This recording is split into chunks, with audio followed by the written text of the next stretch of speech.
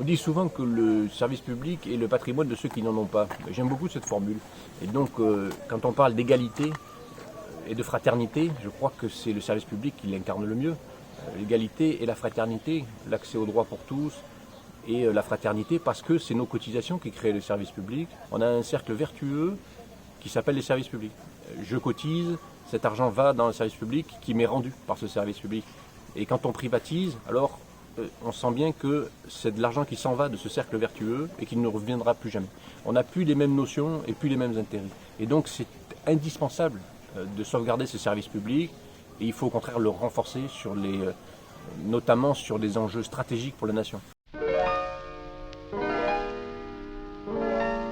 Quand on entend qu'on supprime 120 000 postes de fonctionnaires, on se rend compte ici, nous, que des trésoreries ferment par manque de personnel. On se rend compte que les hôpitaux, comme l'hôpital du Vigan aussi, manquent cruellement de personnel de la fonction publique.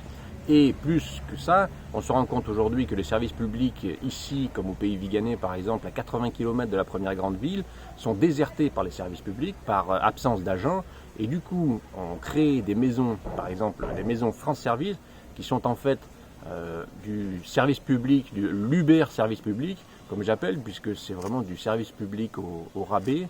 Et ça nous dérange vraiment dans nos territoires ruraux comme les nôtres ici, parce qu'on se retrouve avec une absence totale de personnel compétent sur les services publics idoines.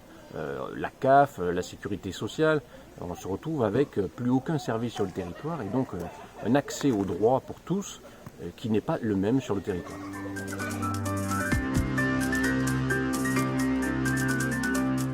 Cette culpabilisation permanente au sujet des services publics, il faudrait maintenant qu'on la retourne vers nos détracteurs en culpabilisant un peu ceux qui ont vendu les services de l'État à des cabinets d'études, à des intérêts financiers en permanence. Et là, on met en danger la stratégie et notre système même de santé et notre système même de service public à tous.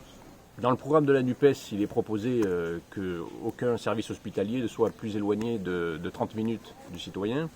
Et c'est une chose indispensable sur le territoire pour les grossesses, pour les femmes enceintes, mais aussi pour les premières nécessités, les urgences.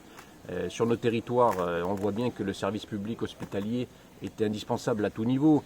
Et en parallèle de cette attente sur le service hospitalier de proximité efficace, avec des moyens, il faut bien insister là-dessus, puisque ce n'est pas simplement la présence qui fera le tout, il faut aussi qu'il y ait des médecins, il faut aussi qu'il y ait du personnel qualifié, bien rémunéré, et en quantité nécessaire pour s'occuper suffisamment des personnels, par exemple sur l'EHPAD qu'il existe ici sur le Vigan, mais ailleurs, de partout en France. On l'a bien vu avec les scandales successifs sur le manque de personnel.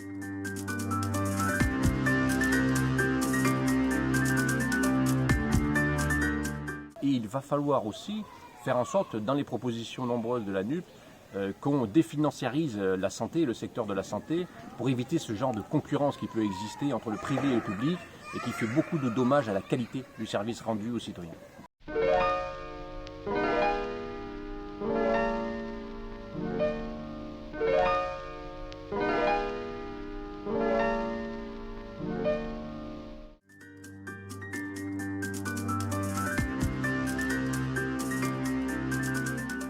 Sur l'école, dans notre zone rurale, dans nos zones rurales, dans mon village ici, j'ai la chance d'avoir nous avons la chance d'avoir encore cette école sur la commune. Et quand on entend parler tous les ans de fermeture de classe, parce que des calculs mathématiques, parce que des calculs de moyenne nationale d'élèves font qu'il faut fermer telle ou telle classe au détriment de chaque besoin, et il va falloir mettre maintenant de plus en plus de financement sur le recrutement de postes d'instituteurs. On a bien vu dernièrement dans les actualités qu'il y a des job dating maintenant pour des professeurs et des instituteurs. Enfin, si on voulait la privatisation de l'éducation nationale, on ne s'y prendrait pas mieux. Il est temps d'ouvrir les yeux et de maintenir un service public de qualité pour notre jeunesse qui construira demain l'avenir.